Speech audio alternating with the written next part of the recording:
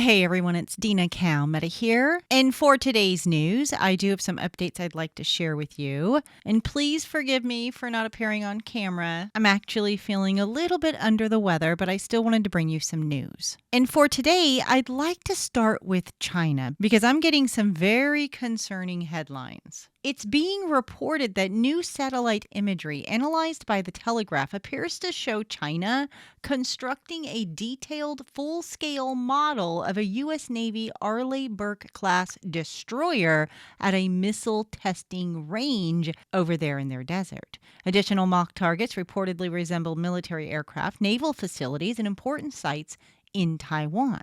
Now, analysts believe that these replicas may be used to improve China's ability to locate, track, and strike with their precision weapons. Now, the headlines that I'm getting is that China plans to bomb U.S. ships and China trains to target U.S. ships. But it goes on to report that this is significant because Arleigh Burke destroyers are among the U.S. Navy's most important air and missile defense ships and could play a central role in any U.S. response to an attack or blockade of Taiwan.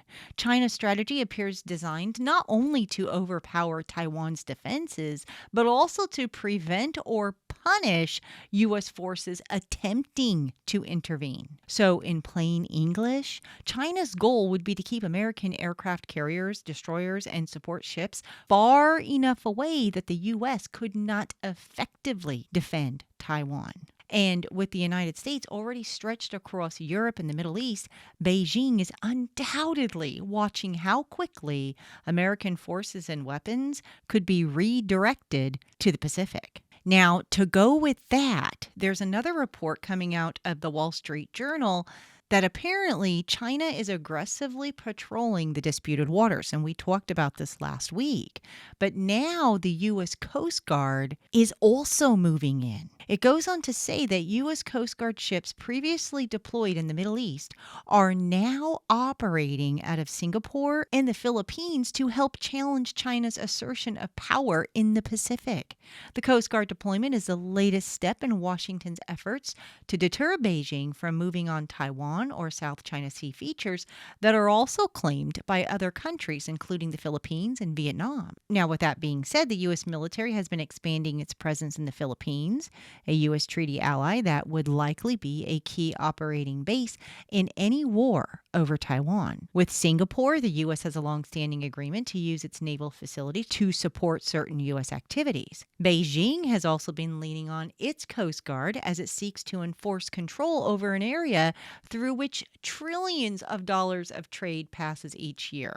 Chinese Coast Guard ships have intercepted Philippine vessels seeking access to military outposts or local fishing grounds, even at times using water cannons and other pressure tactics to ward them off. Analysts are saying that the U.S. Coast Guard ships could help make up for the U.S. military vessels that were moved to the Middle East to support U.S. operations during the Iranian War. So the Coast Guard is one way of maintaining a U.S. presence when the U.S. Navy is clearly so much in demand in the Strait of Hormuz and the Middle East. So definitely some very concerning headlines there. China is literally preparing. They're not just watching, they are preparing in how they would deal with the United States if they were to go into Taiwan, which we know eventually they will. But let's talk about what's going on with NATO and Russia. Express News is reporting that NATO has once again been forced to scramble fighter jets to intercept a Russian plane over the Baltic Sea.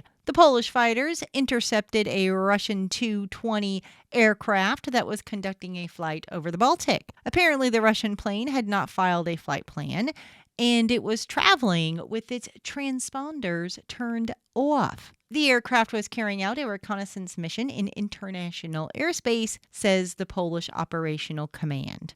The on-duty pair of Air Force fighters successfully intercepted, visually identified, and escorted the aircraft away from the area of responsibility. Breitbart's reporting that Ukraine will produce French-made cruise missiles, precision-guided bombs, and air defense interceptor missiles through a license granted by Paris. President Macron revealed that France has issued the license to Ukraine for the manufacturing of the missiles, and this actually marks the first time that France has granted such a provision to Ukraine. So obviously, Russia's not going to be too happy about that. Now, with that in mind, Lithuania's president has warned that Russia could be planning attacks on infrastructure with security around energy and transport sites to be tightened as a precaution.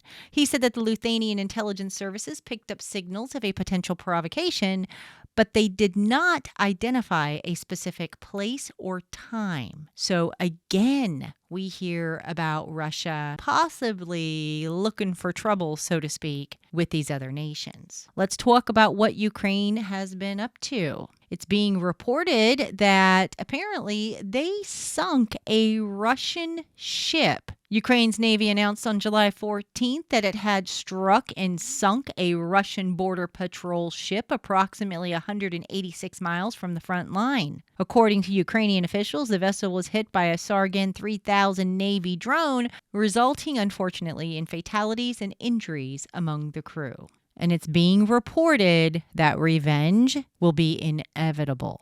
So obviously, things are continuing to escalate between Ukraine and Russia. In the meanwhile, the Pentagon opened Wednesday morning by announcing yet another round of strikes on Iran in what looks like sustained action, also increasingly expanding to include civil and energy infrastructure of the Islamic Republic. CENTCOM announced that the strikes are designed to further degrade military capabilities that Iranian forces have used to attack commercial shipping in the strait. The U.S. military further indicated it launched a 7-hour wave of strikes overnight. The evening prior, the U.S. reimposed a naval blockade on Iranian ports and alongside launching its fourth consecutive night of strikes on the country, as President Trump freshly warned that if Iran does not return to the negotiating table, things are going to get really bad for them because next week comes the power plants. He said, you better make a deal or you're not going to have anything left.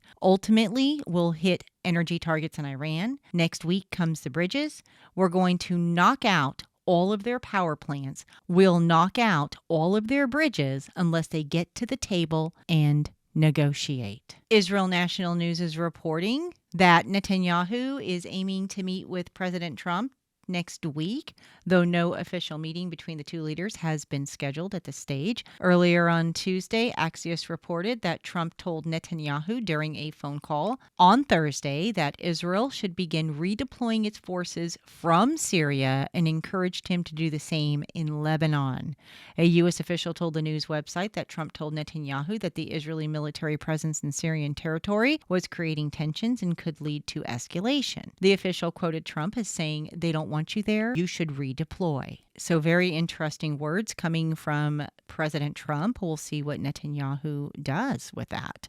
There is also a report from Euronews, and this has actually been reported by other sources, but Trump said that his administration is looking into whether Iran has stored drones and missiles in Cuba and warned that Washington will act if it's confirmed. Asked by reporters about the intelligence report pointing to this possibility of weapons on Cuba, the president replied bluntly, "If they have them, and it's very possible that they do, we'll take care of it." So definitely not a good situation, you guys, if Cuba is letting Iran store missiles or drones there, because obviously they can be used against the United States, the mainland. So we'll see what happens. Some other headlines: Iran threatens to turn region into HE double hockey sticks as U.S. strikes southern Iran.